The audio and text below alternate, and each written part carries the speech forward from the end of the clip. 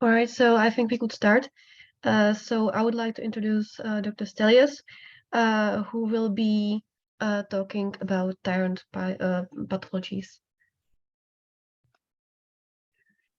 Hey guys, hello. I see that mostly people you are in second year. Is there anyone of you who wants to become endocrinologist or internal medicine? It's me. Internal medicine.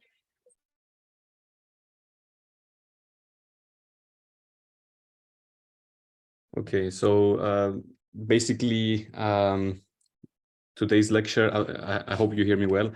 It's mostly aimed for clinical years or the clinical aspect of it, not so much the theory, because I assume that people from higher years are going to join, and it's a preparation for internal medicine state exam or surgery state exam.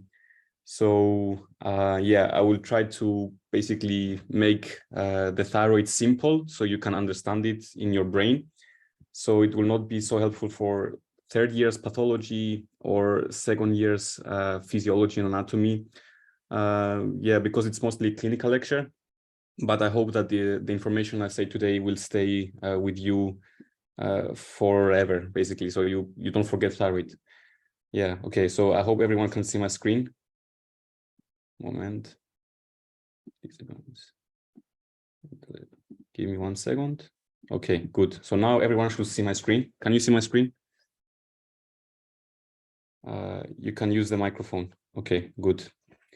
Yeah, so I will post everything on my lecture after on my YouTube channel and my social media, so you can have a look whenever you reach that point in 5th year, 6th year, or in your clinical years to review everything said today.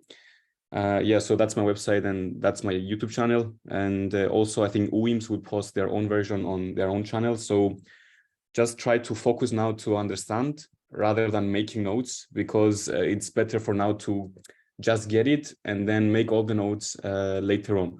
You can also text me for any questions you have and I will try to answer them.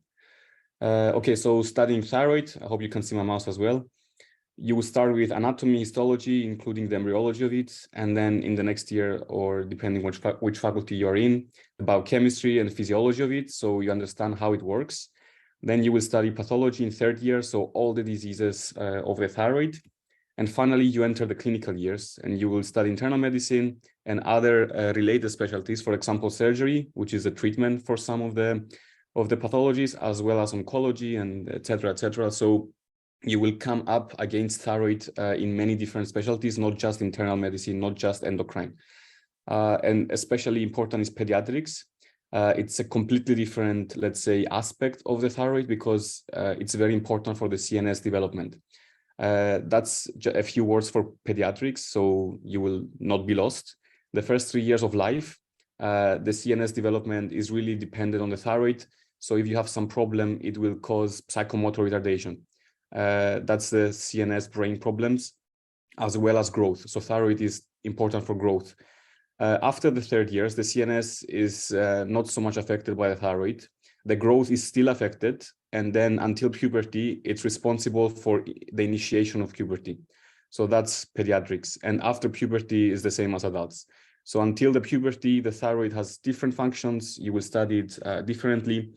And this is like a baby, for example, with the congenital hypothyroidism, how it will look like, including if you do all the reflexes and CNS development tests, you will see that it's retarded. It has psychomotor retardation. And finally, once you graduate, you will enter the hospital. You will start to do clinical practice. So you will do physical exams, ultrasounds. You will interpret the laboratory and also the treatment, like the dosages and stuff. Yeah, so the way you can go and study about it as a revision when you're in clinical years, revise your hyperthyroid and hypothyroid, how they manifest. So clinical symptoms as well as the labs, like how the labs will change. Then practice your physical exam, practice palpating the goiter, classification of goiter, and also try to find the signs and the symptoms on the patients. Then practice your ultrasound and watch scintigraphy. You will not do, but you can see it on the computer in the files. Try to see how the nodules look, how the inflammation looks like, how the thyroid looks like, and finally revise your antibodies, which is important for autoimmune diseases, inflammations, cancers, and also it's also a screening. When you have family history, you could do it as a screening to catch it early.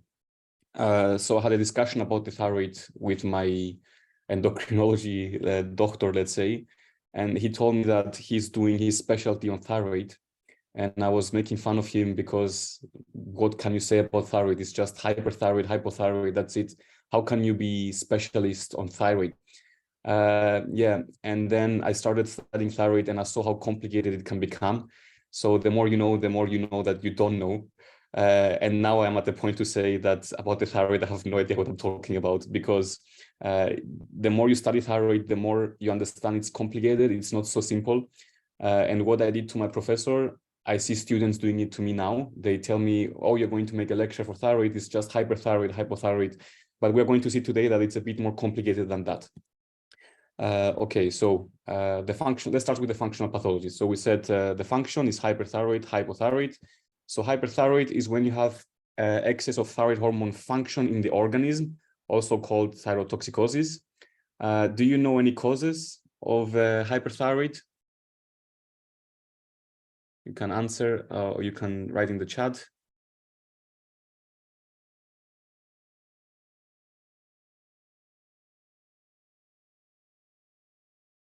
Can you unmute your microphone, try to say something, maybe guess? I know you're second years, but...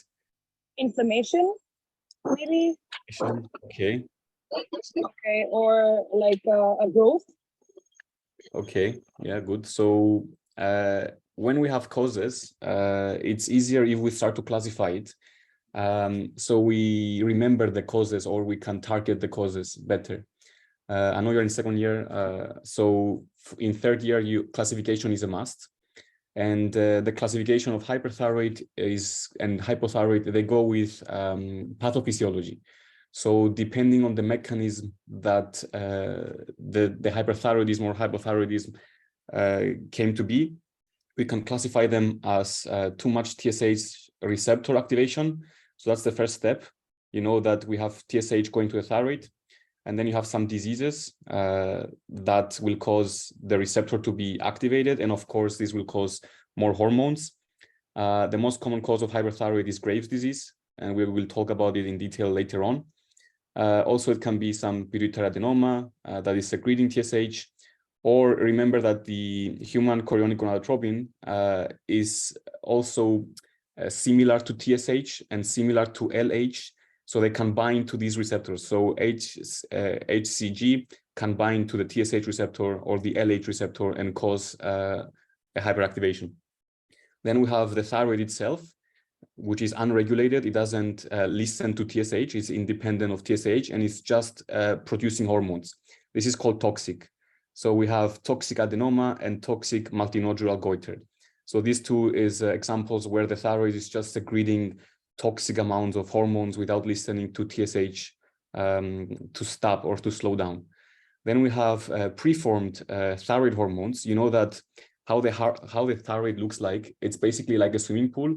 There is a colloid, let's say, swimming pools, and around them is the follicular cells, and they are creating the hormone, and the hormone is stored inside these follicles.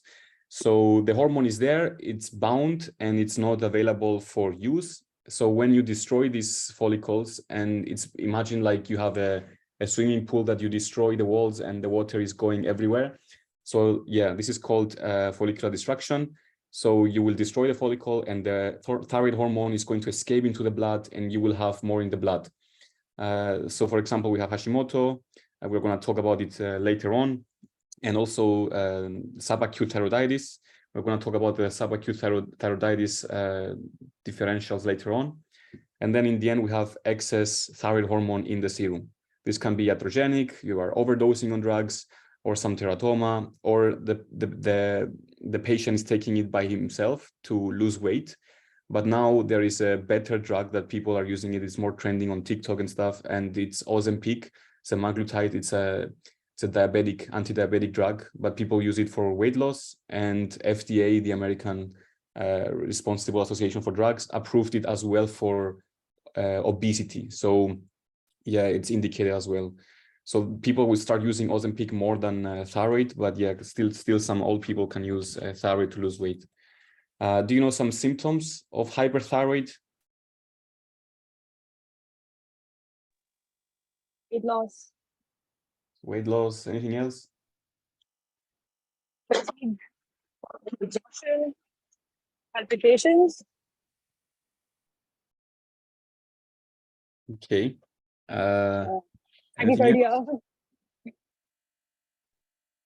Okay, I will not stress. I will not pressure you. Is it like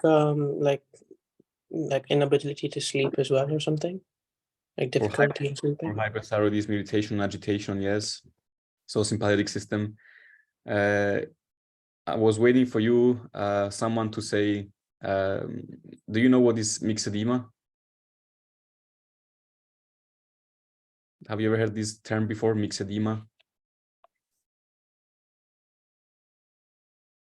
And do you know if it No, happens? sorry, no. Okay, so basically, okay, nothing in the chat. So basically, fibroblasts, they have a TSH receptor as well. And this can be stimulated, of course, by TSH. So TSH will activate it. So too much prolonged TSH overactivity, let's say, will activate them, as well as antibodies to the TSH receptor, which are stimulating. So TSH receptor antibodies, we have stimulating and blocking. So if you have prolonged TSH or TSH activating antibodies, then the fibroblasts will activate, they will secrete glucosaminoglycans, and these will trap water inside them, and it will make something like an edema, but it's not actually edema, it's not water, it's water with the glucosaminoglycans, and we call it mixed edema, and this is a non-pitting edema. It's like a jelly, you cannot make a pitting on it, while water can make a pit, because when you press on it, the water goes away, but this one doesn't go away. It's like a sponge. Yeah, so we have the Graves' disease, which they stimulate, antibodies stimulating the receptor, or if you have a long-standing hypothyroid, then the TSH is from the pituitary higher and prolonged, so the fibroblasts are again stimulated. So this is a hyperthyroid case, and this is a hypothyroid case. So you can have myxedema in both hyperthyroid and hypothyroid. But other hyperthyroidism, non-Graves, the TSH pituitary is suppressed, so you don't get the myxedema. So the only way you get myxedema in hyperthyroidism is by a stimulating antibody, so in Graves' disease. What about the eyes? Does the hyperthyroidism affect the eyes? Is it only if in case of Graves' disease, as we've seen here, that the Graves' disease is going to make problem in the eyes? Do you know what's the difference in the eye symptoms between Graves' hyperthyroidism versus other causes of hyperthyroidism in the eyes, the eye thyroid disease, or you've never heard of it before?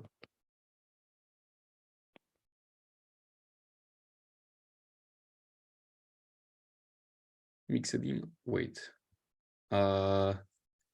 Okay, yes. Okay, so yeah, you're right. So in thyrotoxicosis, that's hyperthyroidism, we have sympathetic oversensitivity. This is why one of the treatments in the acute settings is to use beta blockers to remove this adrenergic sympathetic activity. And how it manifests is that the people stare at you, like you think they stare at you, and they have a lead lag. So how do you do the lead lag? You tell the patient, follow my finger. So you make your finger on the top of the head, and then from up, you put it down very fast. So you bring it down, your finger to your level. And normally the eyelid, the top, should come down. You see the top? The eyelid should follow normally with the eye. What we call a lead lag is when the top part here and here is the same. It didn't come down to the level. So the eye comes first, but the eyelid, because it's a muscle, it's slow to come down. This is called lead lag. So that's in hyperthyroidism, how it manifests. It's due to sympathetic oversensitivity. In Graves' or pedopathy, We said that the antibody is activating the fibroblast. Then what happens with the eye? Behind it, it's built up the kind of like myxedema, so it's pushing everything forward. You have exophthalmos, another word for it is proptosis, and this can make ulcerations on the eye. So it doesn't get wet enough. Ulceration is a complication, so it's getting dry. Also, you have all this inflammation of the muscles here, so there is pain. Dearrangement of the eyes, so you have diplopia as well. And then around the eye, periorbitally, you have edema, the myxedema.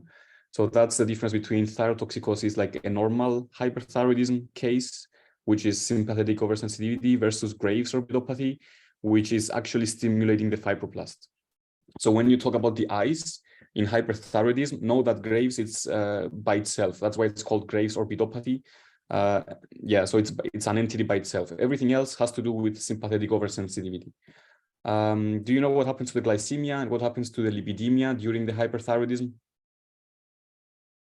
What happens to the metabolism? Go up or go down? Glycemia, lipidemia? Go up, maybe? Which one, glycemia or lipidemia?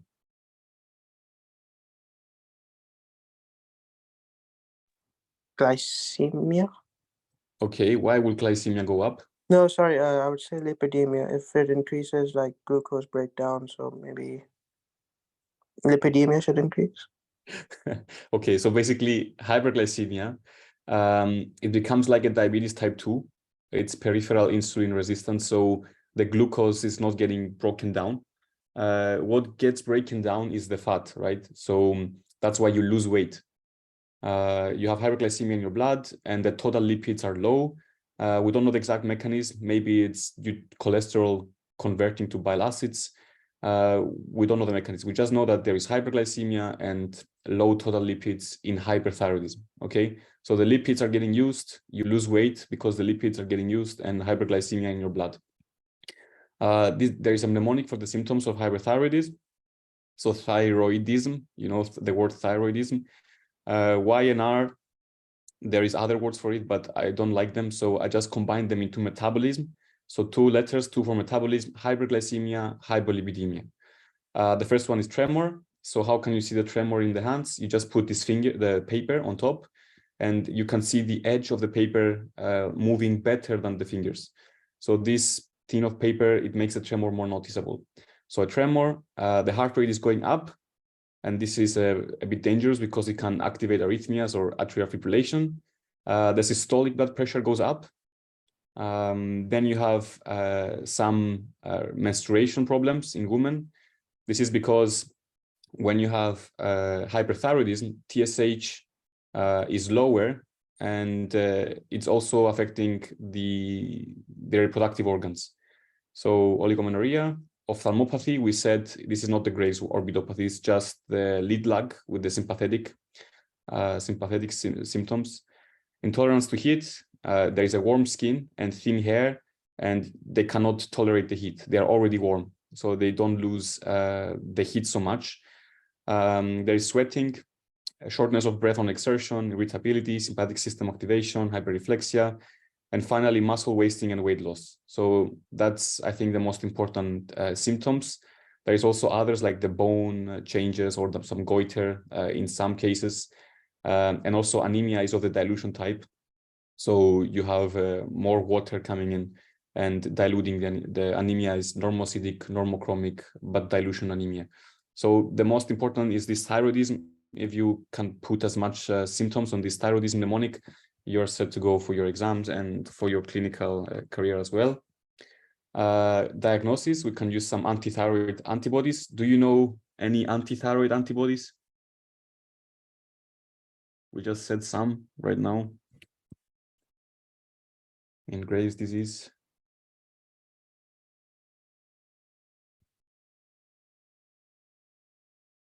Okay, so there is no one in the chat either. Okay, so basically there is 3 antibodies, anti-thyroid ones. The one is the peroxidase, so TPO. The other one is thyroglobulin, so TG. And the other one is TSH receptor, so TRAB or TRAG. It depends which literature you're using. So how do you make a diagnosis of hyperthyroidism? First, you take the history, you see if there is some family history or personal history or overdosing. Then you do a physical exam, you see the signs and symptoms, do the ECG for the heart because we have tachycardia, try to find maybe some arrhythmias. TFTs means thyroid function tests. They consist of TSH and free T4. Maybe you can check T3, but T3 thyrotoxicosis is a bit rarer. Yeah, and the TSH, the axis of TSH in physiology is mainly driven by the free T4. So that's why we do TSH and free T4, and we can estimate the axis and what is going on. For the antibodies, we said anti-TPO. That's usually a sign for Hashimoto. There is anti-TSH receptor. There is activating for the Graves. We talk about it on the fibroblasts. And there's also a blocking type for Hashimoto. But you can see here the blocking type is in Hashimoto is only 10% of the patients have such an antibody. So we don't use that one for Hashimoto. We use anti-TPO for Hashimoto. And anti-TG, the thyroglobulin, also for Hashimoto. And then for imaging, we can do an ultrasound. That's easy to do. Everyone should be able to do it. And then for some cases, we use a radioactive iodine uptake. It's a scintigraphy, so it's like here. And you have hot and cold nodules. Hot nodule mean that it uptakes the iodine more than the rest of the thyroid. And then cold nodule mean that it doesn't take it at all. It doesn't uptake the radioactive iodine. So do you know which iodine isotope is used for scintigraphy and which one for ablation? Do you know the isotopes of iodine? How many types of iodine isotopes are used in medicine?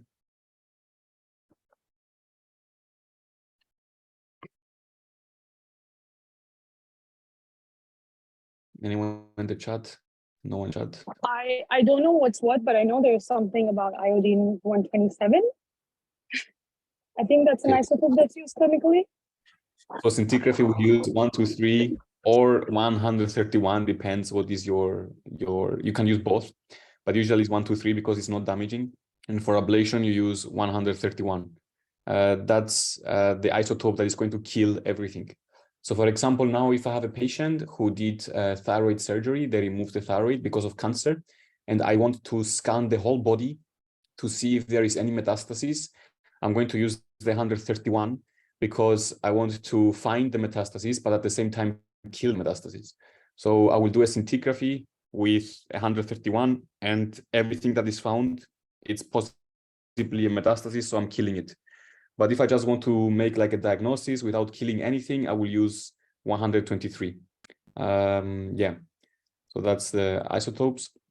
Do you know any hyperthyroid treatments? Do you know what are thionamides in pharmacology? I know it's a clinical lecture, but if you try to guess, how do you treat hyperthyroid, or what are thionamides?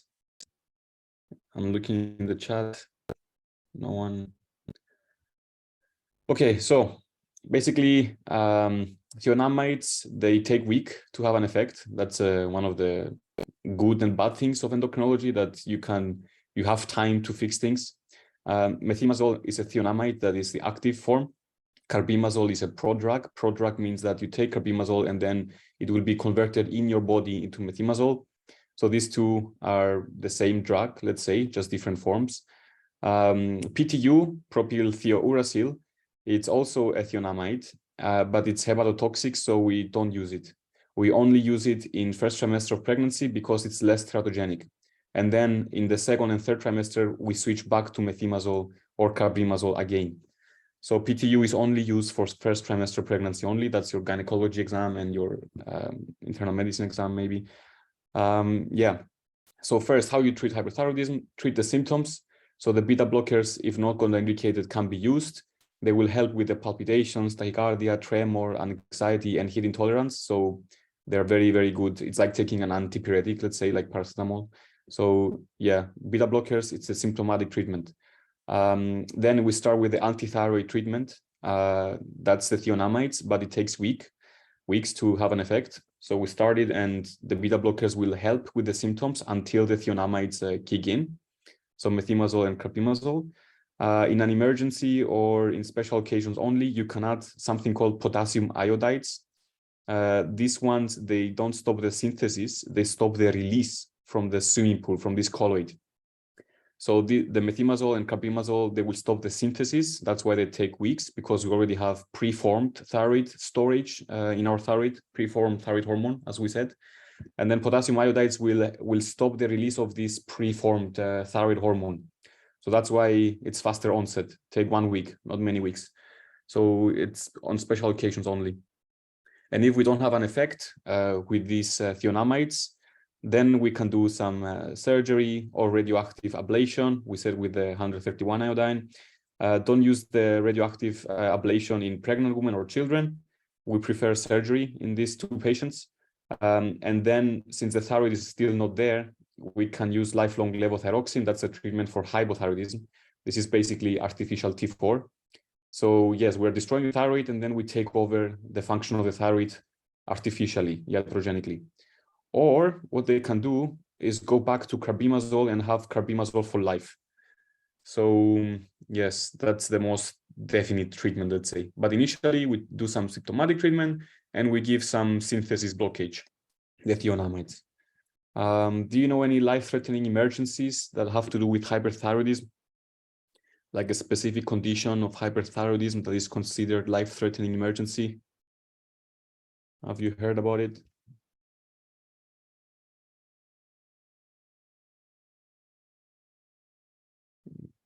Okay. So I'm guessing everyone is second year? Like everyone is second year? Okay, so I will assume everyone is second year, and I will skip all the questions. I will just ask the questions and then just answer them myself. So that's the thyroid storm, basically. What is thyroid storm? It's caused by either a lot of thyroid hormone suddenly in the blood, for example, overdosing, or stopping the carbimazole abruptly.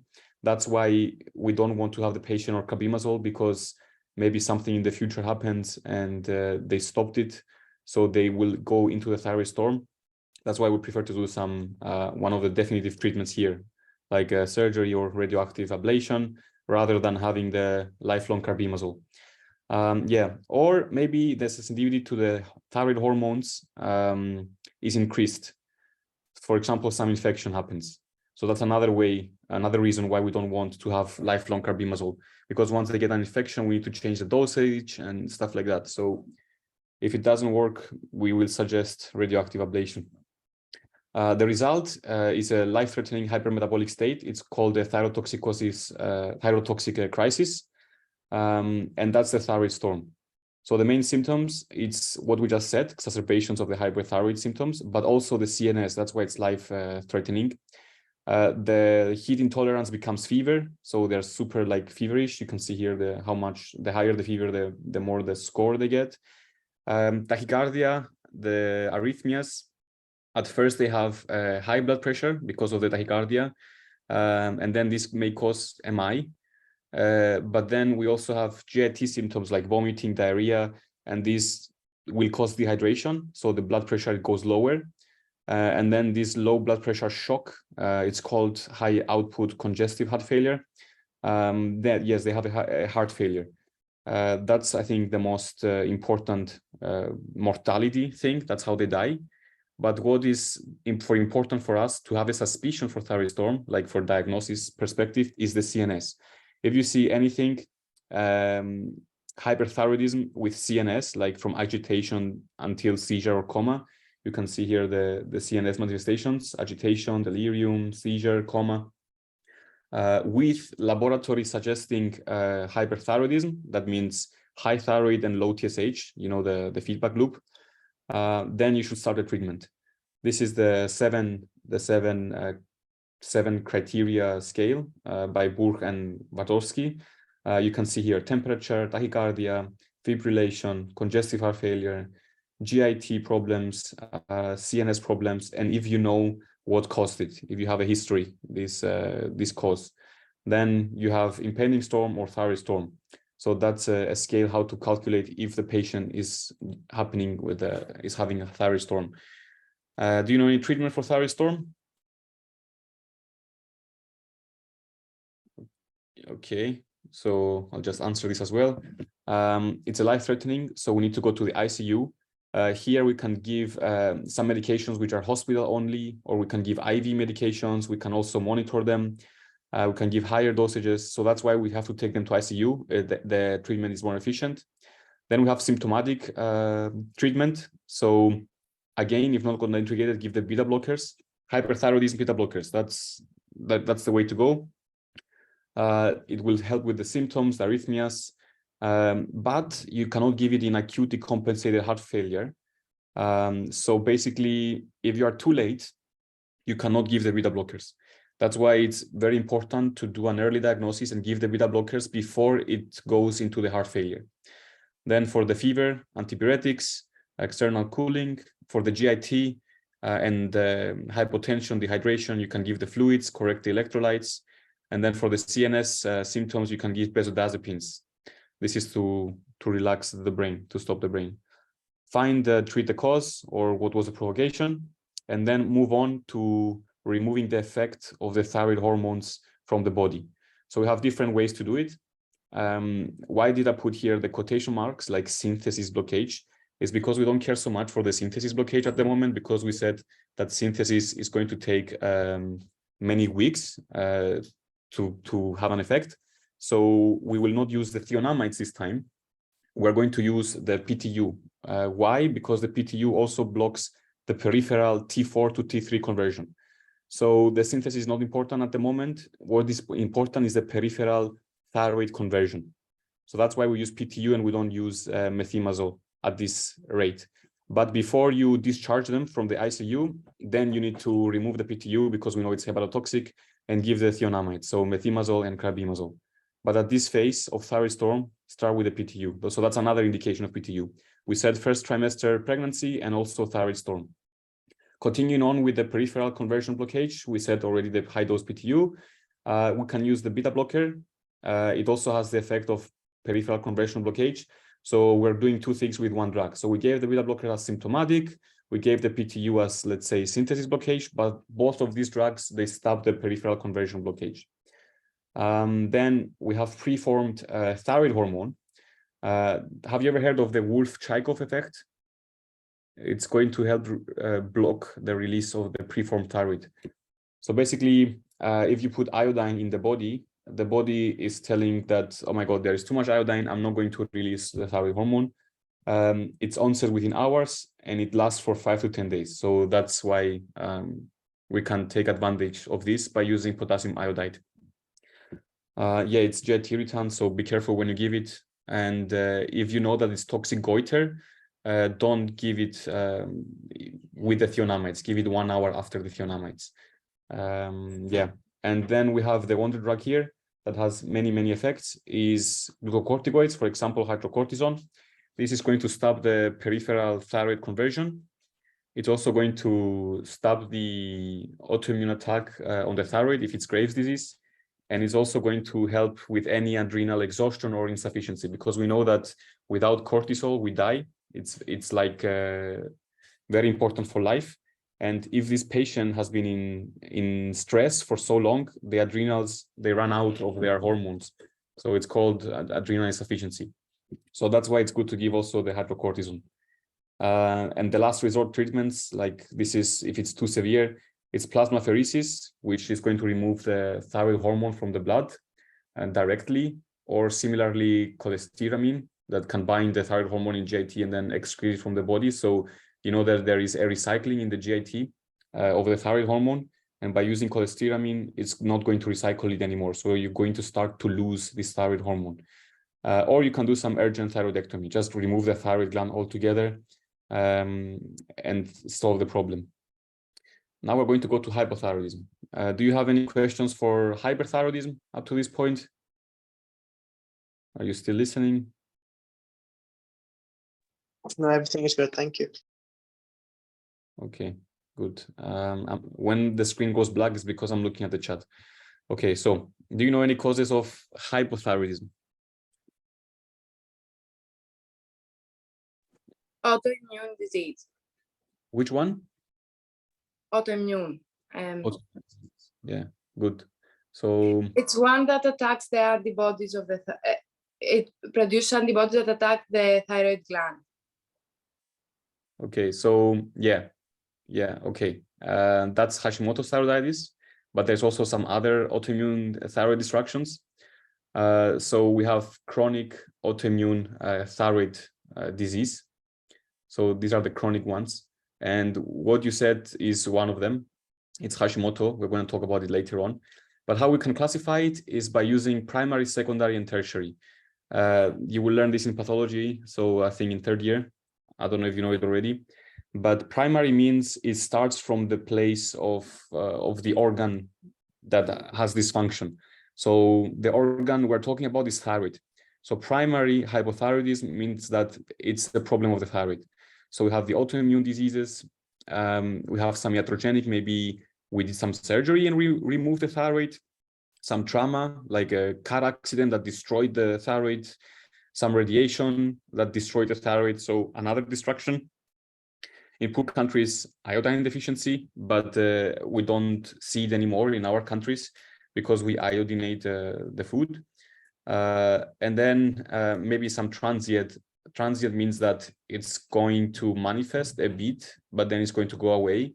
So it's transient means it's only temporary. So we're going to talk about them as well. Secondary means that it's the organ that controls that organ. So in this way, in this organ, thyroid, the secondary will be pituitary. So pituitary is secreting TSH to the thyroid. So secondary hypothyroidism means that it's one step back from the feedback loop. And tertiary means that it's two steps back from the feedback loop. So in this case, it's TRH, that's the hypothalamus. So these secondary and tertiary, like head trauma, pituitary tumors and stuff like that are very rare. So let's not discuss them. So we're going to discuss the primary hyperthyroidism. Do you know which one is the most common from the primary hyperthyroidism? Can you guess? Can you choose?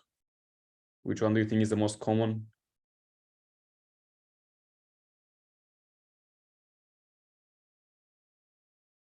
A, B, C, D, or E? Just choose one. D. You're saying iodine deficiency is the most common. Is that correct? You said iodine deficiency, Yeah. right? Yeah, maybe. Yeah. It is the most common worldwide because we have a lot of poor countries. So in poor countries or in general in the world, we have iodine deficiency. That's the most common. But in our countries, like developed countries, the most common is Hashimoto. So you should know that let's say the problem of the developed countries is autoimmunity. You're going to do it in your hygiene state exam. It's called the hygiene hypothesis, is that now that we're more clean and stuff like that, our immune system is not so good, so it autoimmunes, it kills itself. So in developed countries, we have autoimmunity. So Hashimoto is the number one. And then for the other countries, the poorer countries that don't have iodinated food, they have iodine deficiency. Okay, good. Now, the diagnosis is the same as hyperthyroidism. You take your history, then you do a physical exam, you take the labs, ultrasound, so, and then finally maybe do some scintigraphy or whatever, so, and antibodies. So the same thing as before. Symptoms, they're almost the same and opposite as hyperthyroidism, but there is some exceptions, okay? So it's not exactly opposite as hypothyroidism. For example, we said the myxedema, that it has both. Myxedema can appear in both. Yeah, so we're going to go through them and see which ones are the exceptions. And the treatment is the levothyroxine. That's the T4, artificial T4. It's going to suppress TSH because you know the feedback loop from physiology, and we're going to use TSH level to dose it. That's in primary hypothyroidism, the most common. If it was central hypothyroidism, that's the tertiary and the secondary and tertiary, then the dosage is based on FT4 because FT4 comes from the thyroid. The thyroid is working normally. The problem is central, so the brain, pituitary, hypothalamus, and our dosage is going to be based on the FT4. While in primary, the disease is the thyroid, the pituitary is working normally, and the hypothalamus, so we use them as a method of control. So that's how you treat hypothyroidism. You use T4, but it depends if it's primary or not, or central, which is your indication for the dosage. It should be taken before breakfast or after dinner. I think here should be like 30 minutes, not 6 hours before breakfast.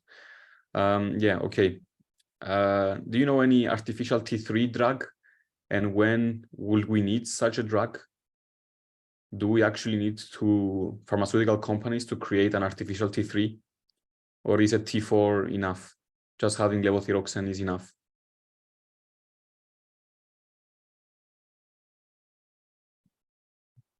Can you just guess if pharmaceutical companies are creating artificial T3? Doesn't like T4 become T3 eventually, like, or is it the opposite way around? Yes, you're right. T4 becomes T3. So do you think it makes sense?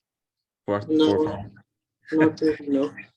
Okay, they are creating it, but it's only for one occasion, only specific indication. We're going to talk about it in the next one. It's called liothyronine. So liothyronine is the artificial T3, and it has only one indication that I know of. Yeah, let's try to go through the symptoms. So we said dilution anemia. This is hyperthyroidism, and here is hypothyroidism. So we said dilution anemia. Do you think is going to be affected? Like, are they going to have in hypothyroidism a lot of blood now, or are they going to have still anemia? What do you think? Formation of red blood cells.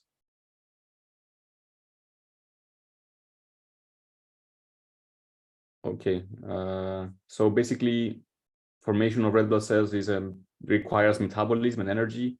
So if you're hypothyroidism, your metabolism slows down. So you will have anemia still, but this time it will be anemia due to low production. So low production anemia is called aplastic anemia. What about tremor? Tremor, because of the sympathetic stimulation, what is it going to become for tremor?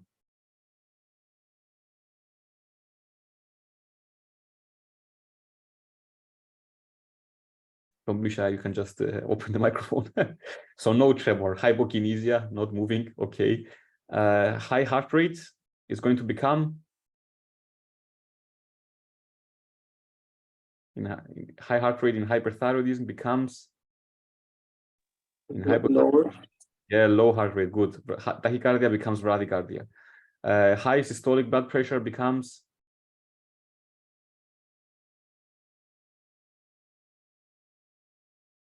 okay, that's a tricky one. High systolic will become high diastolic. Okay, so it will not have low blood pressure. You will still have a bit of high blood pressure, but it will be higher diastolic blood pressure. So that's one of the exceptions. That's why I'm telling you it's not exactly opposite. So anemia, yes, still anemia. It's not exactly opposite. Tremor is exact opposite, becomes hypokinesia. Metabolism, so hypolipidemia becomes hyperlipidemia. But here, okay, I'll give you the answers. Here you have hyponatremia. Okay, so that's the exception one. Oligomenorrhea, which means that your menstruation is happening less often, is going to become amenorrhea, so not at all. So from less often becomes not at all. And in men, it's going to become impotence. So this is the reasons, because in hypothyroidism, you have higher TSH all the time, trying to stimulate the thyroid to come back to normal.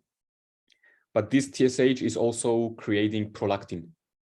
So TSH is affecting the prolactin, and then the prolactin is important for the reproductive organs. So both of them, hyperthyroidism and hypothyroidism, affect the reproductive organ. That's why your thyroid should be fixed if you want to be fertile. Ophthalmopathy is going to become myxedema.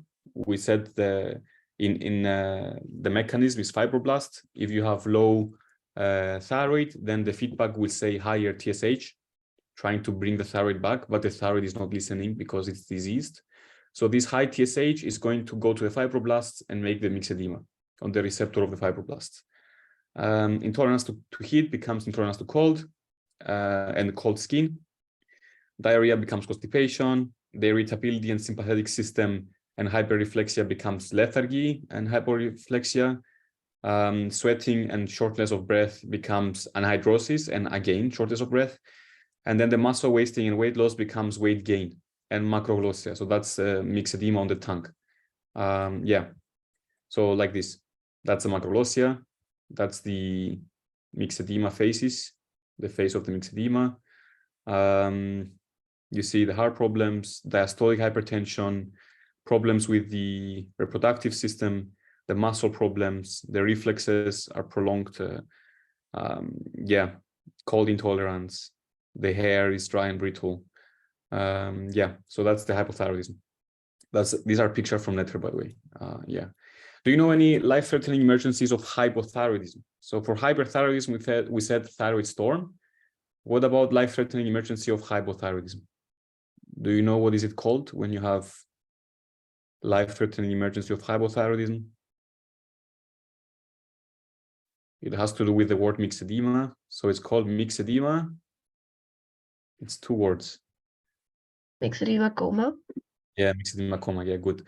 So before we said that it's the CNS, right? So thyroid storm. We go back to thyroid storm. We have that it's basically if you have hyperthyroidism with CNS. So CNS is very important and it can lead to coma. So the same way with myxedema coma, it's also CNS with the hypothyroidism. Now it's rare because we have earlier diagnosis and treatment. It's usually an older woman that had a long hypothyroidism and now it's getting decompensated. For example, there is an acute illness like infection or surgery or some other stressor, and then it's becoming decompensated. So similar to thyroid storm, the CNS is very important. So if we see any CNS problem like stupor, lethargy, coma, then we should start to treat it. The thyroid function test, the TSH-T4, can support the diagnosis, but we care because it's life-threatening emergency. We care first to solve this CNS problem. So the clinical symptoms of the CNS and the history of some stressor is an indication to start stabilization. Put them into the ICU. It's a life-threatening emergency and try to stabilize them. Look at the history. Do they have a history of risk factor for hypothyroidism? For example, a thyroidectomy scar that would suggest the thyroid is not there. The history of the stress or history of actual hypothyroidism or some procedure that removed the thyroid. Then you look at the hypothermia, which is a sign of hypothyroidism, hyponatremia, another sign, or hypercapnia. That's it means high CO2. Capnia means CO2. That is affecting the muscles of the respiration. And exclude other coma causes. So do the cultures, maybe it's a meningitis or something, metabolic panel, there are arterial blood gases, exclude DMI, take the ECG and stuff. So exclude other coma causes, like try to exclude the other causes. And then we have the symptoms. We said CNS, hypothermia. So we said the stressor could be an infection. So if you have an infection here, you will not have fever. So if you don't see fever in such a patient, don't say, okay, there is no infection. Try to take the cultures. Okay, the cultures never lie, but the fever can lie because this patient is in hypothyroidism. Bradycardia, hypotension. So basically all the things of the hypothyroidism getting exacerbated. Treatment, we said, move them to the ICU, put the ventilation on, especially in hypercapnia, try to make them breathe, stabilize them, and then take the bloods. Okay, take the samples before you start the treatment. This way you can have the baseline. Take your cortisol, TSH-T4, the other tests, take everything now. Then you can start the treatment. You can use fluids, vasopressors for the hyponatremia and hypotension. And then this is where the artificial T3 comes in. In myxedema coma, you should use also T3. It's such a life-threatening emergency that we don't have time to convert T4 to T3. Plus, the conversion is slow. So here we are going to give the artificial T3 as well. Okay, so intravenous T4 and T3, and also give the hydrocortisone, the glucocorticoids. Okay, so the cortisol as well, because they are very, very unwell. If needed, their glucose is very low, give them the glucose, the dextrose solution, give them antibiotics if you find some infection, and then start to rewarm them because they're very, very cold, hypothermia. They cannot do fever themselves. So we start to bring the temperature back. So that's the myxedema coma. Any questions for hyperthyroid and hypothyroid until now? Any questions on these functional disorders? I'm looking at the chat.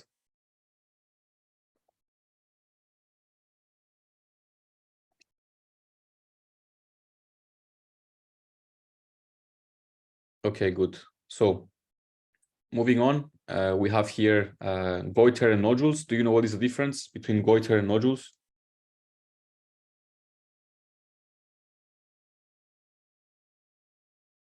I'm going to give you the answer. So goiter is an enlarged thyroid gland as a whole, to more than 2 standard deviations from the mean. So this is how you can define it. But in real action terms, it means that the female have higher than 18 mLs and the males have higher than 22 ml. So the males have a bit higher thyroid size. Nodules means that it's these ones over here. You can see them like this. They're round or oval shaped growths within the thyroid gland. They can be singular or they can be multiple. So this is a nodular goiter. Or they can be diffuse, the goiter. So it means that the whole gland is enlarged uniformly. You can see here the surface that is smooth. Here there's no nodules. Everything is uniformly enlarged compared to the nodules. And you can maybe feel it on palpation. You can see here the different shape. Maybe you can feel it on palpation. Otherwise, use the ultrasound. The ultrasound is a better way to see the nodules. Even if you feel it on palpation, which is not so common in untrained hands, even if you feel it, then you need to use ultrasound. Always use the ultrasound. Okay, you cannot give diagnosis just by palpation. Yeah, and scintigraphy, you can see this is diffuse, for example, that the whole gland is getting affected. And nodules, you can see it's just focal lesions. Here is multi-nodules, a lot of nodules. Yeah, so this is nodules and this is goiter and diffuse goiter and nodular goiter. Okay, so some information. Goiter is common. It's found in a lot of the population, mostly in females, and they are asymptomatic. But the problem is that some of them are malignant. So when they come for the goiter, these are also the presenting complaints. So this is the reason they come to a doctor. It's maybe some cosmetic, like no one wants to walk like this in the neck.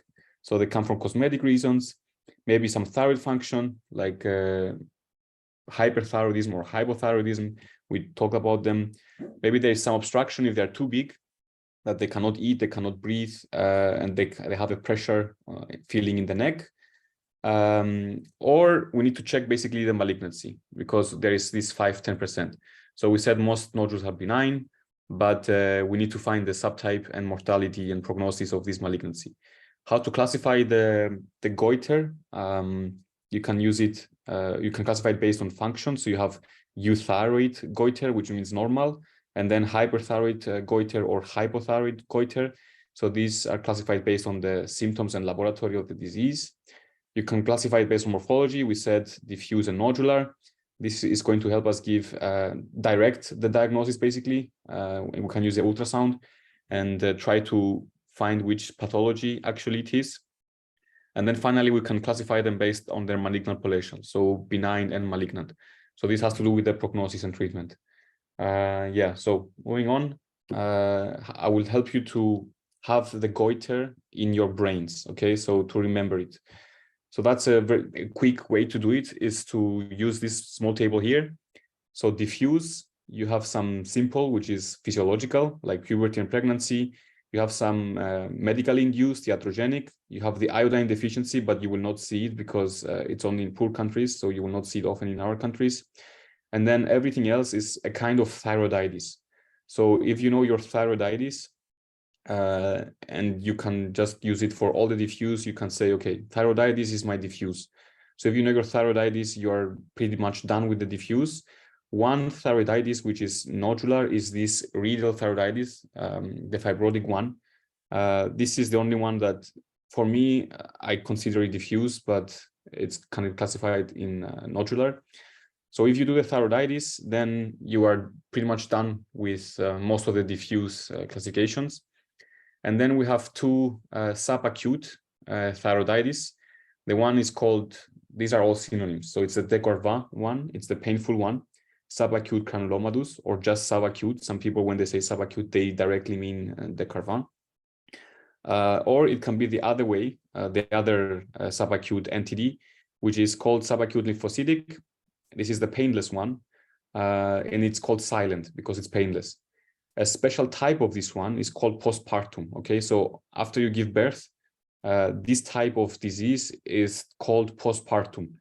And why we call it postpartum and not silent is because the postpartum version of this has higher antibodies. And we will talk about it in a few seconds. Now, this is the course of the subacute thyroiditis. They start with hyperthyroid phase. This is because we said there is a destruction of the follicles, and the thyroid hormone is getting secreted into the blood that is preformed. So the preformed thyroid hormone is getting secreted into the blood because destruction of the follicles. Then we have a euthyroid phase that it's not secreted so much anymore. Then the gland is destroyed a bit, so it's a hypothyroid phase, and then it comes back to recovery, euthyroidism. So these two subacute ones, they always end up in recovery. That's why they're called subacute or transient. The other ones, if not treated, may continue on to become basically hypothyroidism or hyperthyroidism, depending on the disease. So let's start with the subacute, the first one, the painful de Carvan thyroiditis. Do you know anything about that?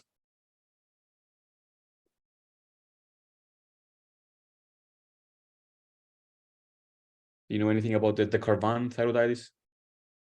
The painful one? Okay, it's painful.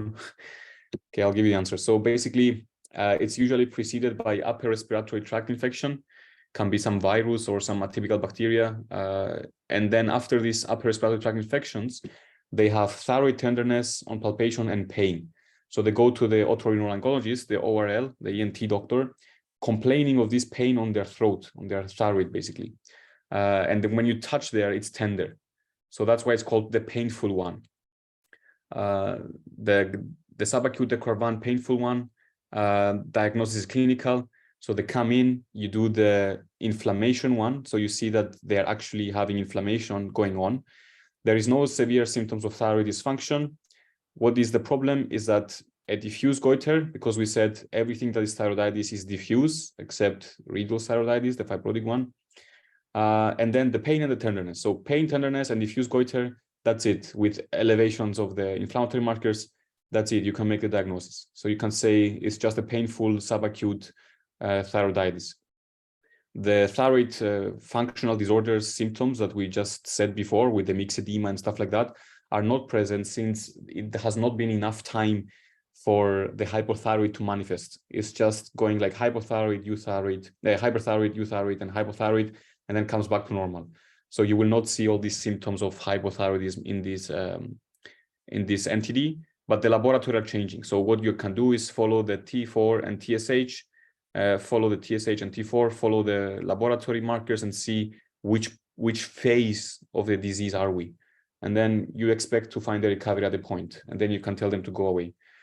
Since it's the painful one, what you can do is give them non-steroidal anti-inflammatory drugs, so NSAIDs and prednisone to stop inflammation. We need to treat the pain because that's the reason they came. They came for the pain. So give them something for the pain and the inflammation.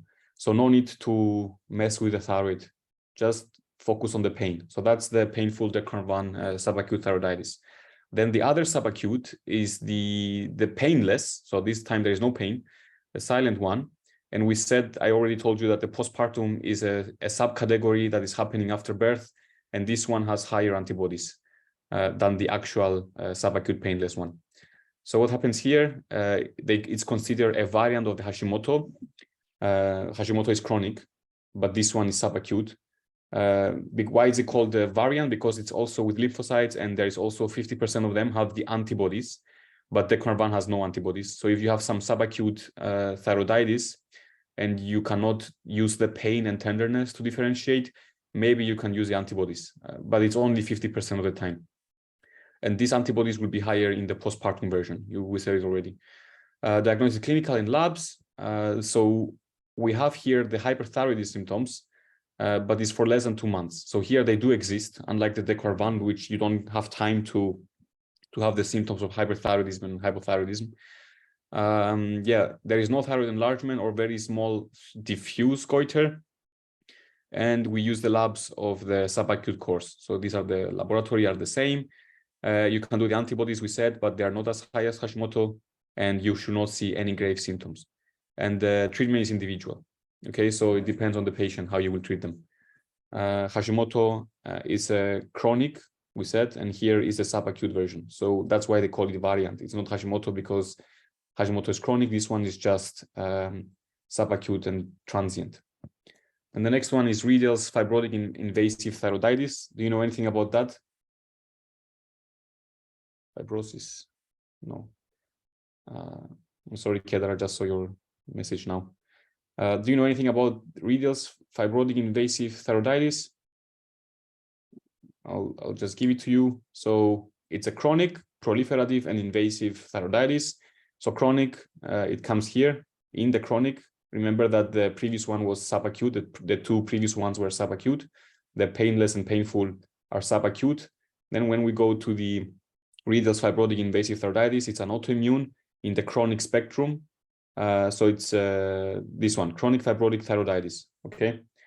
So the chronic fibrotic thyroiditis, proliferative because of the lymphocytes and macrophages and eosinophils, invasive because it goes on the neighboring structures. You can see it here. It's affecting the trachea, esophagus, the muscles, the fascia. It's affecting a lot of things. It's usually in males. We don't know the cause, but it's probably a primary fibrosing disorder because a lot of these patients also have fibrosis in mediastinum and retroperitoneum. So it's not just the thyroid, it's also the retroperitoneum and the mediastinum that is fibrosed. This type of goiter will be stone hard and it's chronic. So it's not subacute, it's slowly growing, chronic, it's found here. It's going to affect, we said, the adjacent structures, so esophagus, the trachea. Yes, you can find antibodies, but it will be lower than Hashimoto. So if you have really high titers, maybe, and not so hard, then think of Hashimoto, don't think of this fibrosing one. And they can be euthyroid most of the times. The diagnosis is made by biopsy, so do the biopsy and you're going to see the fibrosis. And treatment, this is specialized, is tamoxifen with glucocorticoids. Maybe if it's too much compressing stuff, you can remove it with surgery and then treat any hypothyroid. So that's another entity for thyroiditis, the fibrosing one. And Hashimoto. Okay, finally, Hashimoto. This is the #1 cause of goiter in our countries. So goiter, not just the hypothyroidism, but also goiter. Do you know what Hashimoto described? Do you know which disease he actually described? I'm looking at the chat. Anyone knowing what Hashimoto actually described? It's an AI. Autoimmune, not artificial intelligence. Okay. It's an autoimmune disease. Okay. Anything else?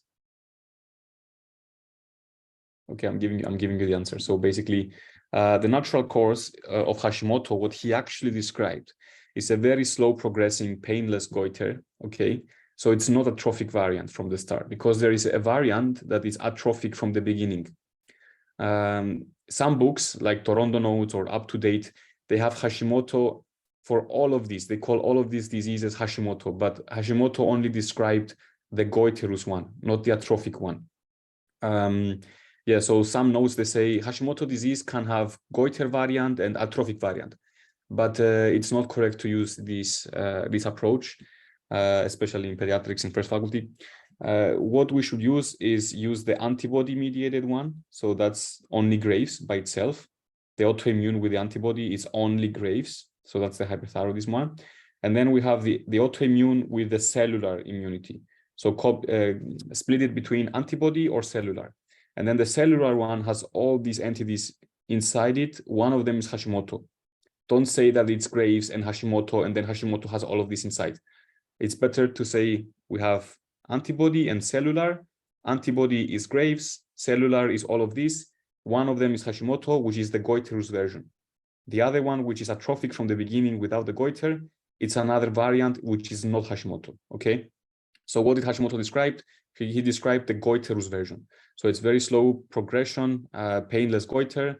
It takes months of years of euthyroid. This is the first phase. There is destruction of the thyroid.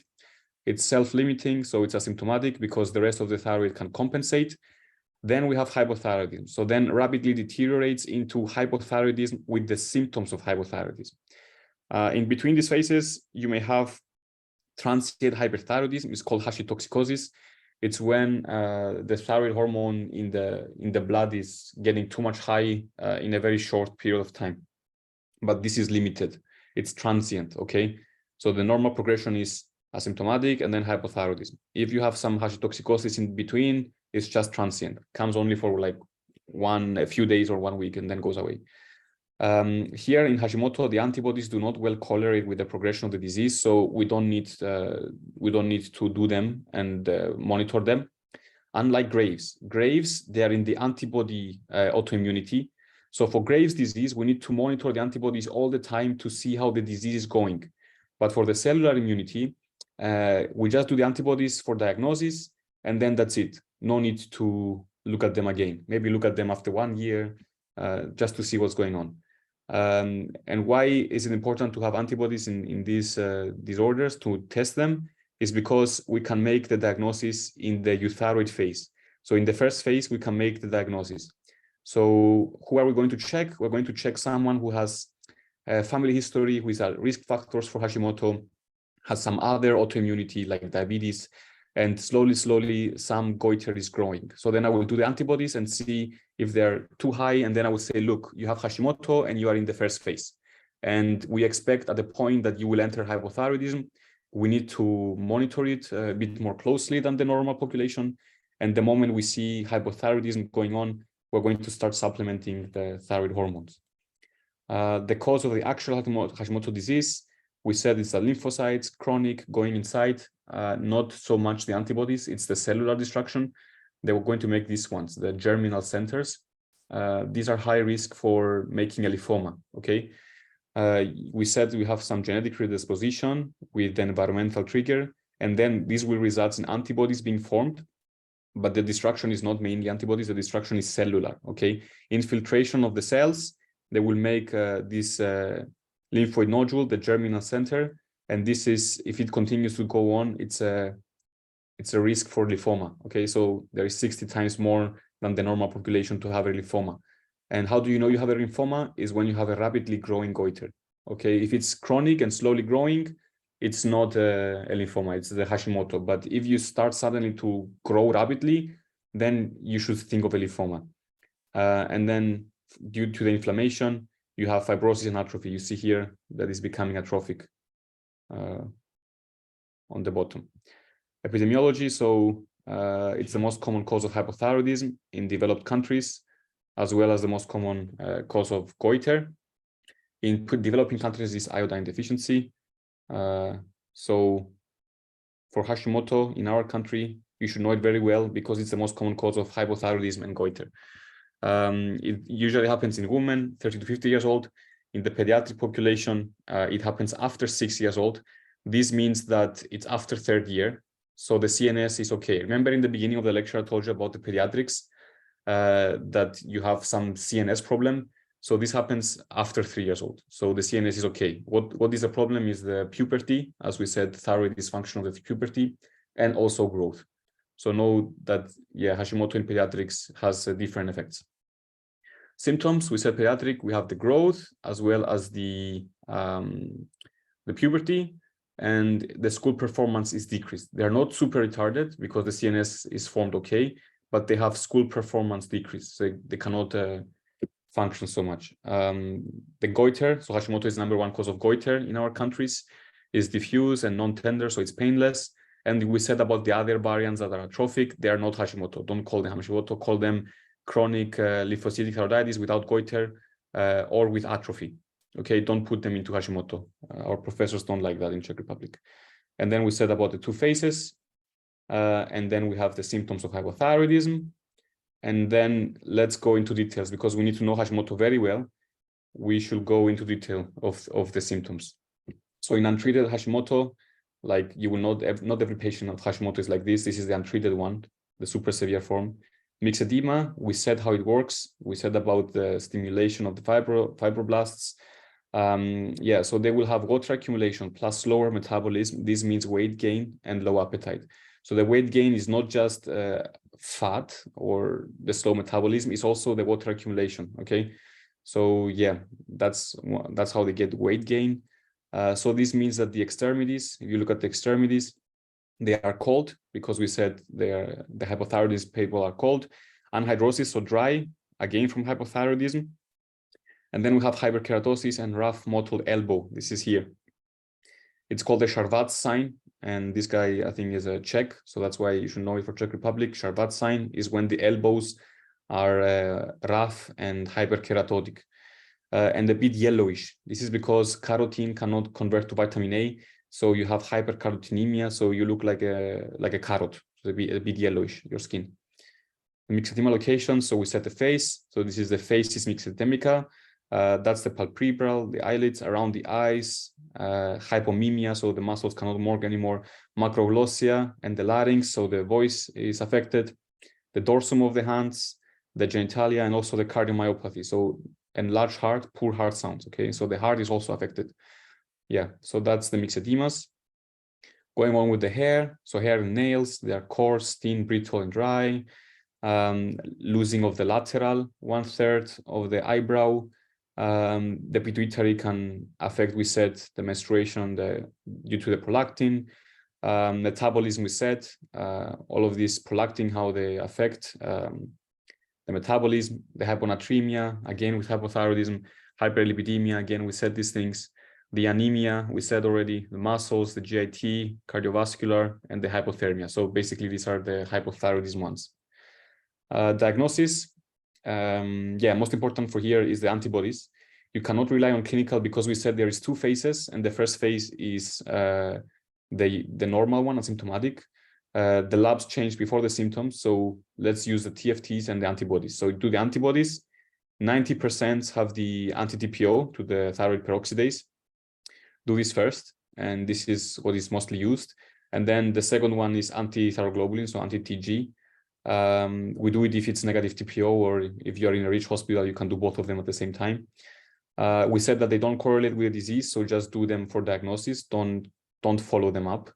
And then some of them have the blocking type of the anti-TSH receptor, but it's only 10%, we said, so we don't care for it. Then do the thyroid function test. That's your TSH, T4, to see which phase you're in, if you're in the euthyroid phase or in the hypothyroid phase.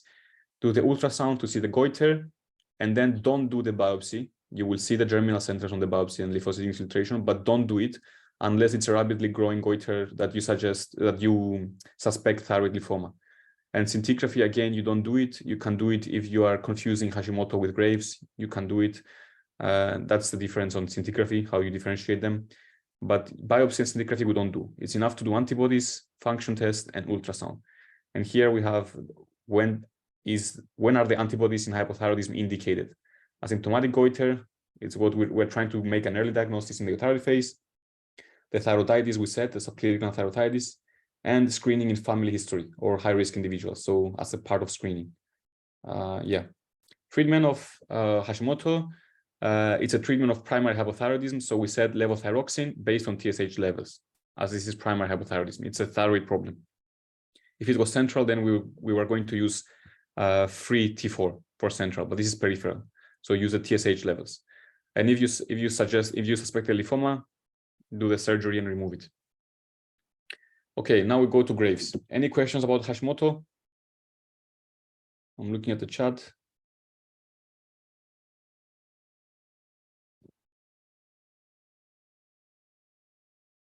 No question about Hashimoto? Okay, good. So moving for Graves, that's the other autoimmune disease of the thyroid. We said T helper 2 driven, the antibody response. And in this category, it's only Graves. So very easy, no cells involved, antibody. It's in the diffuse. We're still in the diffuse with the thyroiditis. So we're still doing in the diffuse goiter. Epidemiology is the most common cause of hyperthyroidism. The second most common cause of hyperthyroidism is toxic multinodular goiter.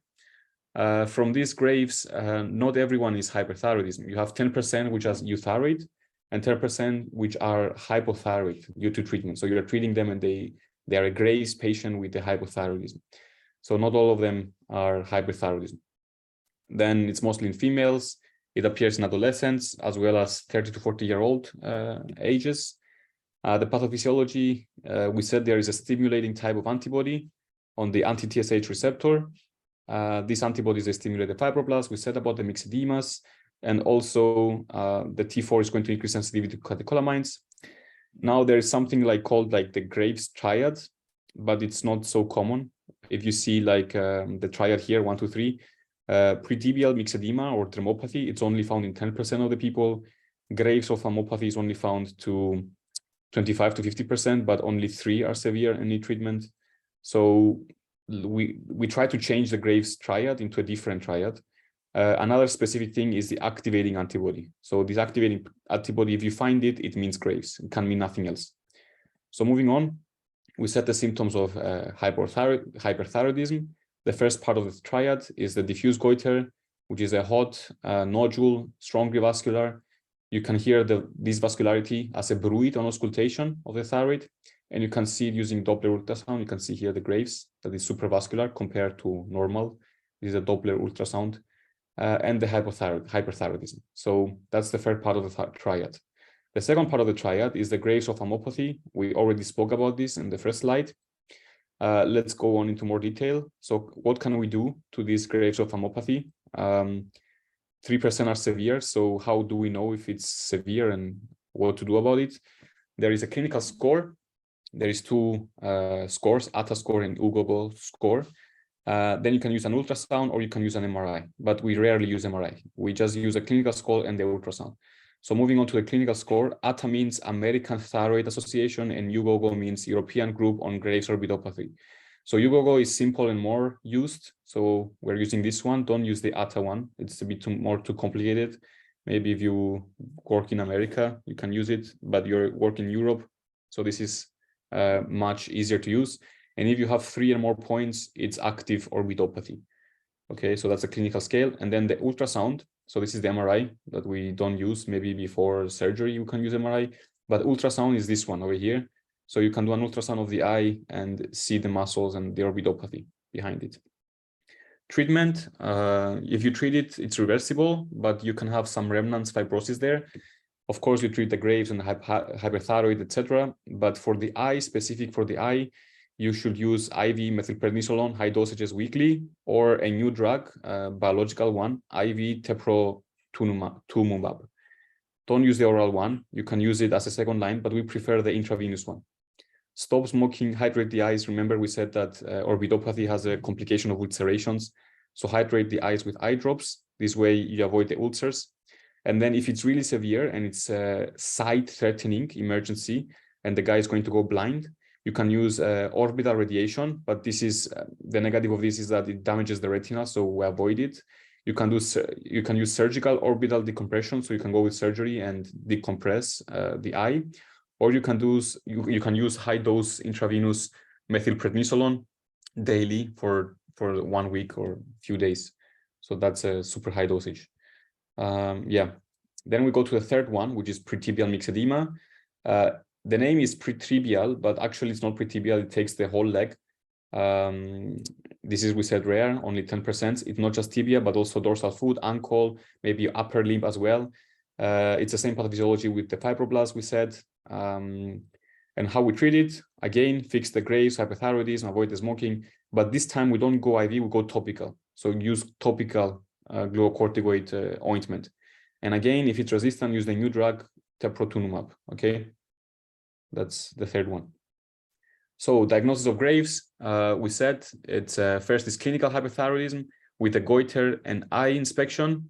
So you're looking at the Graves triad. The better triad, the new one, is hyperthyroidism with diffuse goiter and new onset of ophthalmopathy. So these 3 things is a new triad. Hyperthyroidism, diffuse goiter, ophthalmopathy, that is new.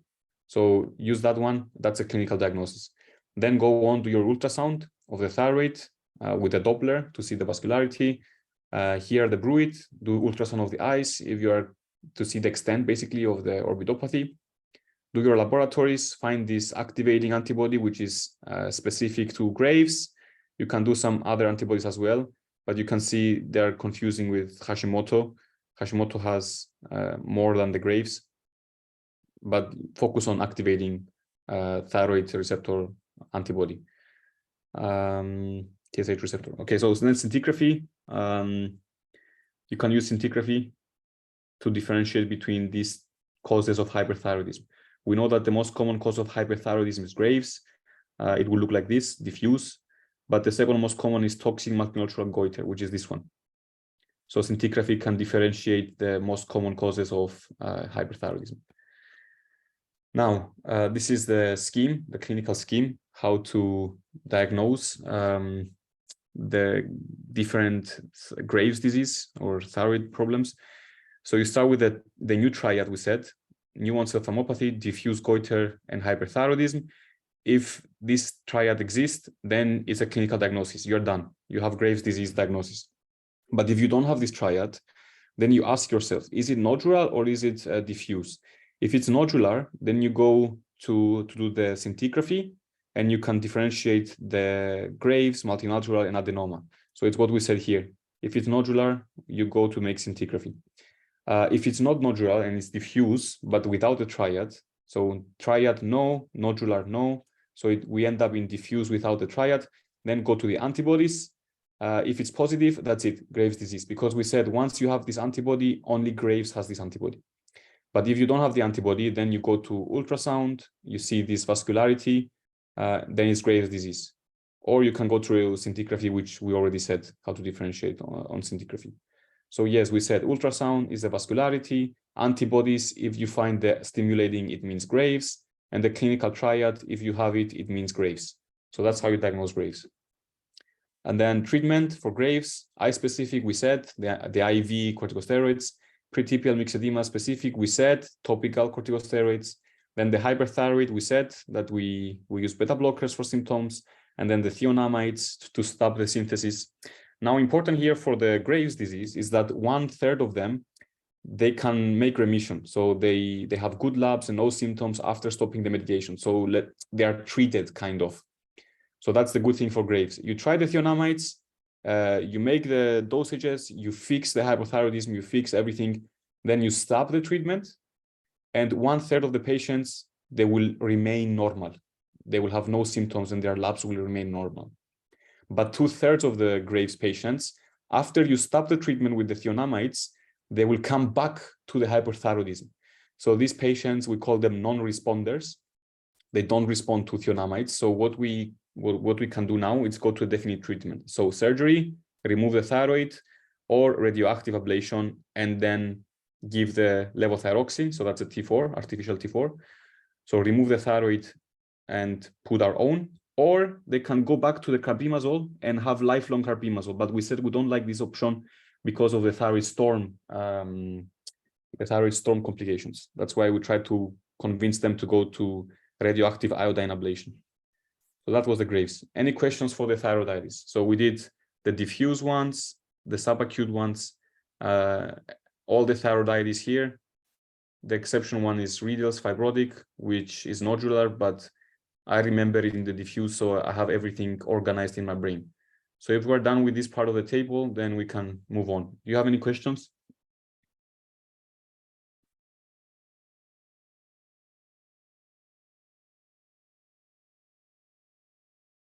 Okay, no. So moving on.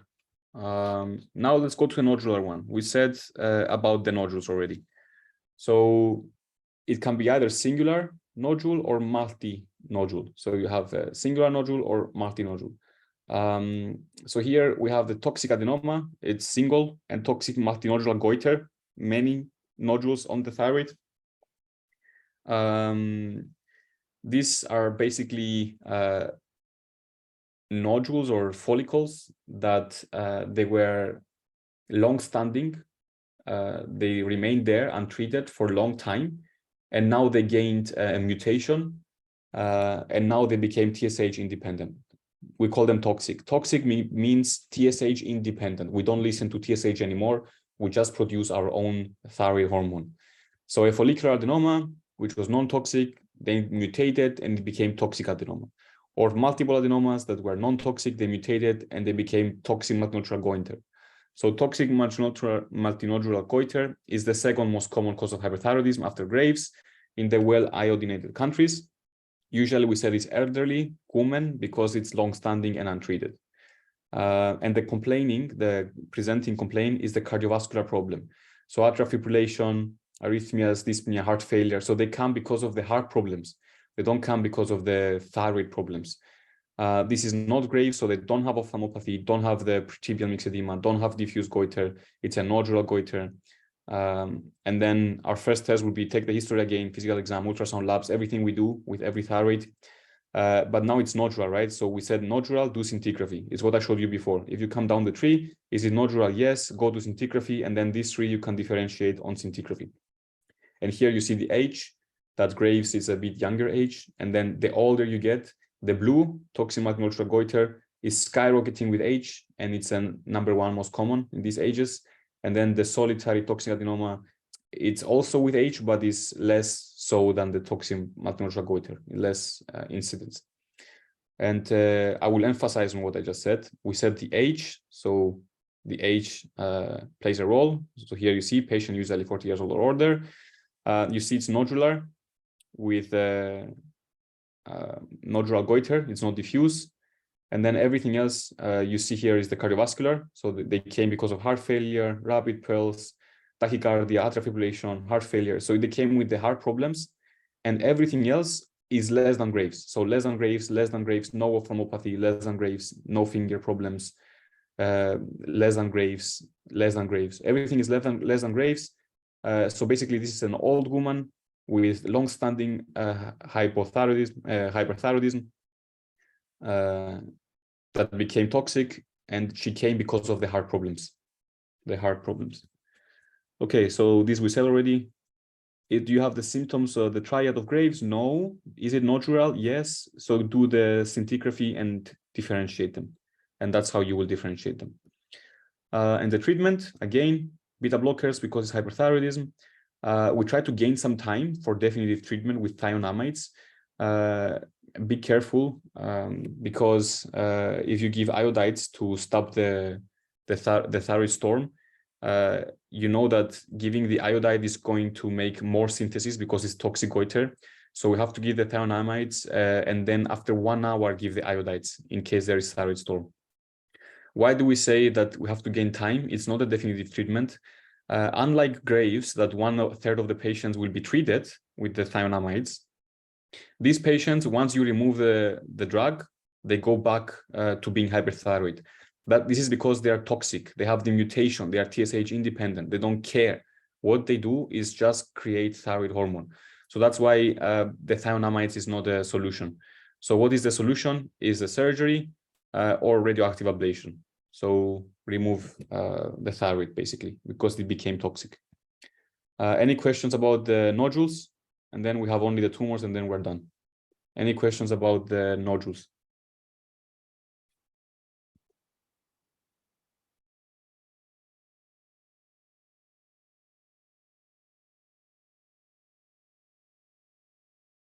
Okay, I hope you understand everything. So moving on, there is some cysts in the nodules, they are not tumors, but they are cysts. The cysts are most commonly benign, so we will skip them for this lecture. You can read just the summary of UpToDate or AMBOS just to understand what the cysts are. Just remember that if you see cysts, like clear cysts, the suspicion of malignancy is low. Simple cyst is that it means that everything is cyst. Complex, it means that partially cystic and the partially solid. So this is the one we care about, complex. Complex cysts is 5 to 10% risk from malignancy, okay?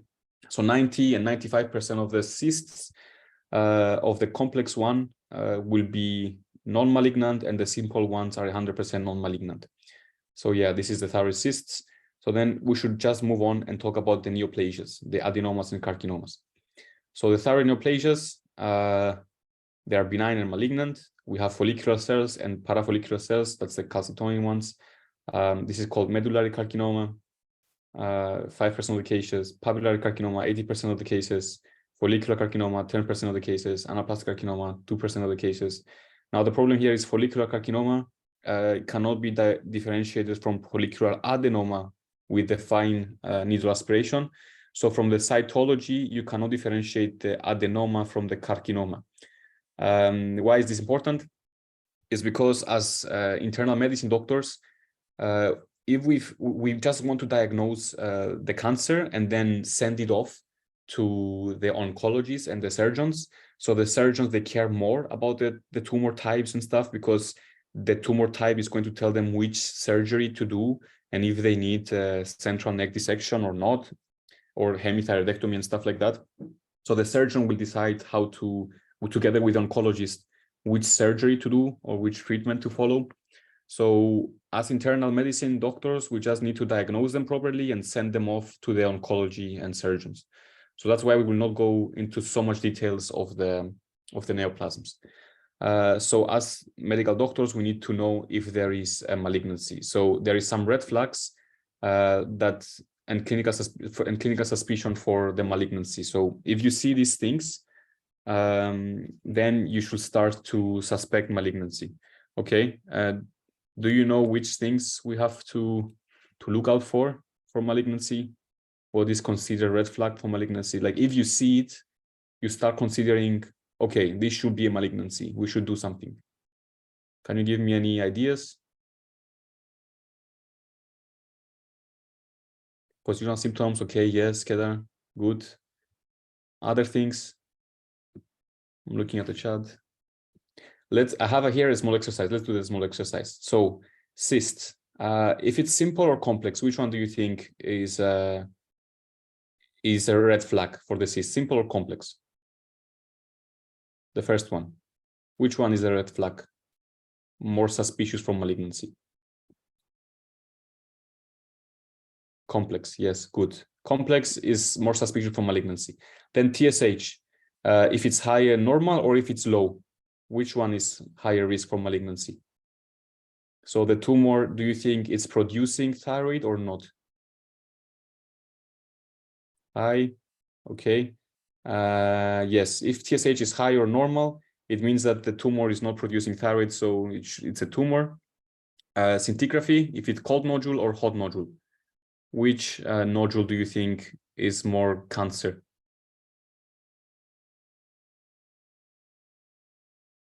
Cold or hot? Hot means that it's working, it's secreting thyroid hormone. Cold means that I'm not secreting thyroid hormone anymore. Which one do you think it's a tumor? Hot, no, cold. Cold, I think cold is the tumor. Ultrasound, hyperechoic or isoechoic? Isoechoic means that the thyroid and the nodule have the same color on ultrasound. Hypoechoic means that the nodule on ultrasound is more black.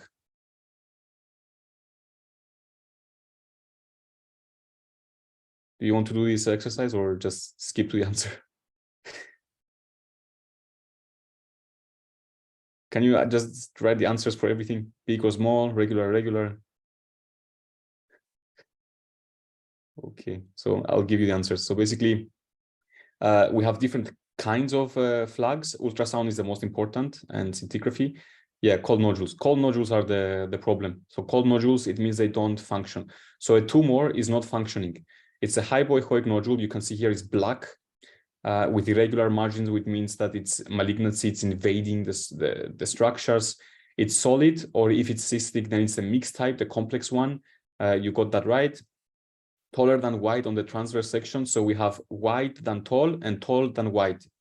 Don't say oval. It's not just oval. It means taller than wide or wider than taller. So this is taller than wide.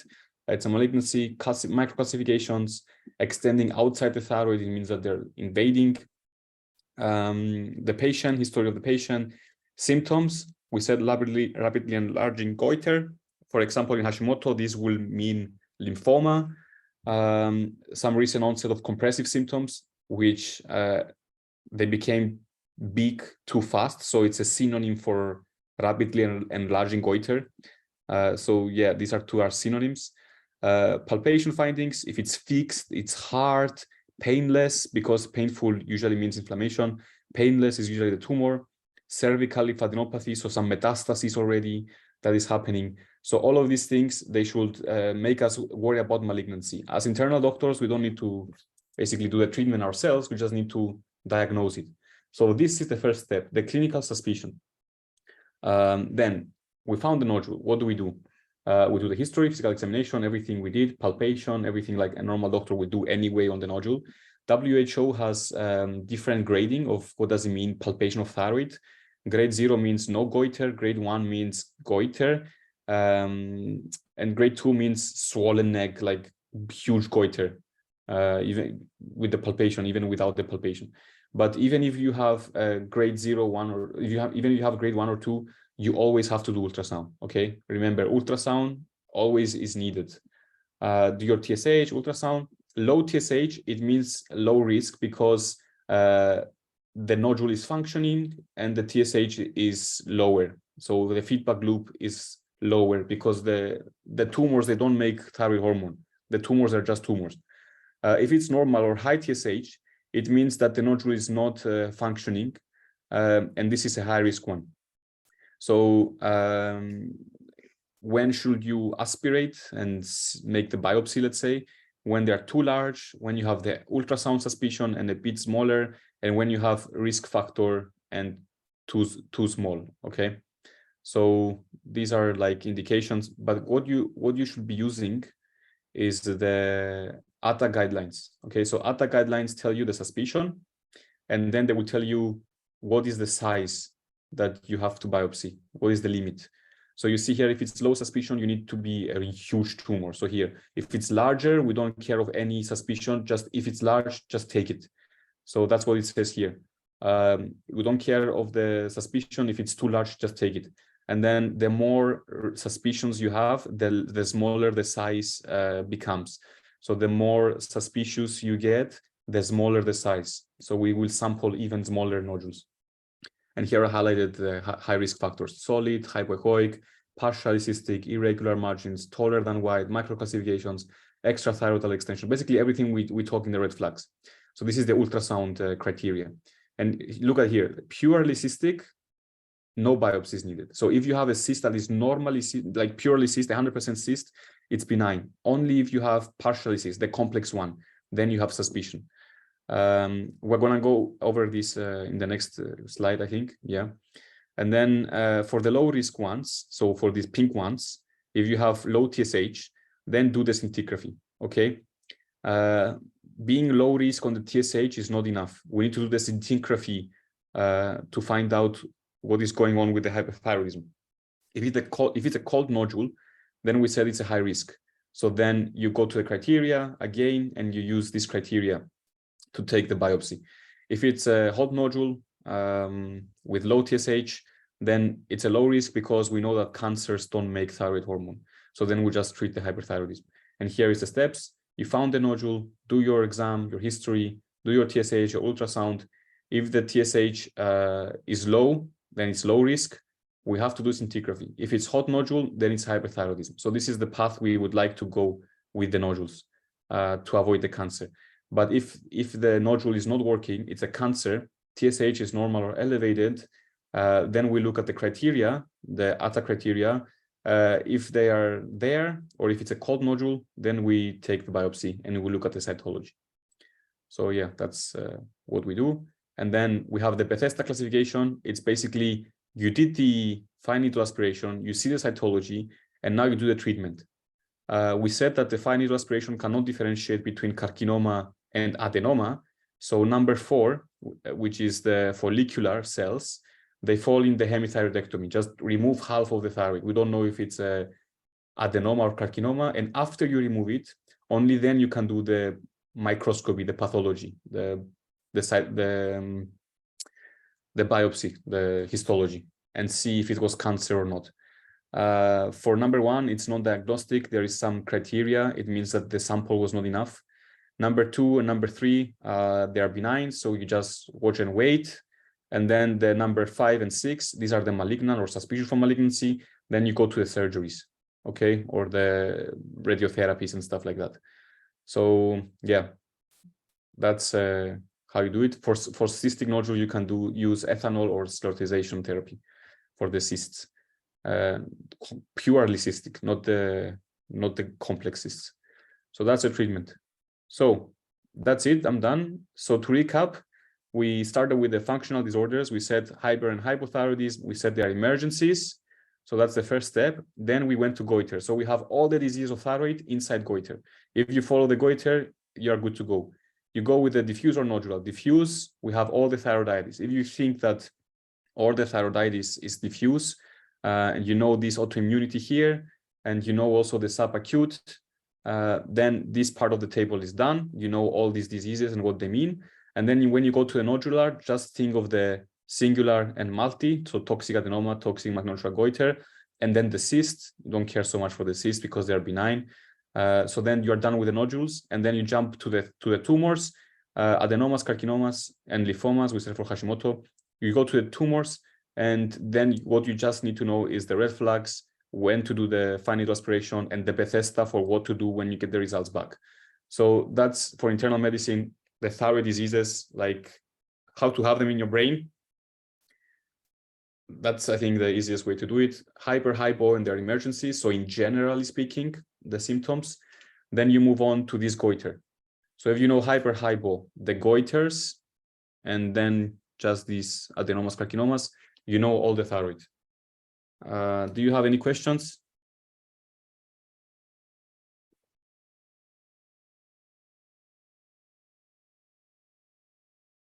Do you have any questions on the lecture? Do you understand thyroid now? Like how to classify thyroid?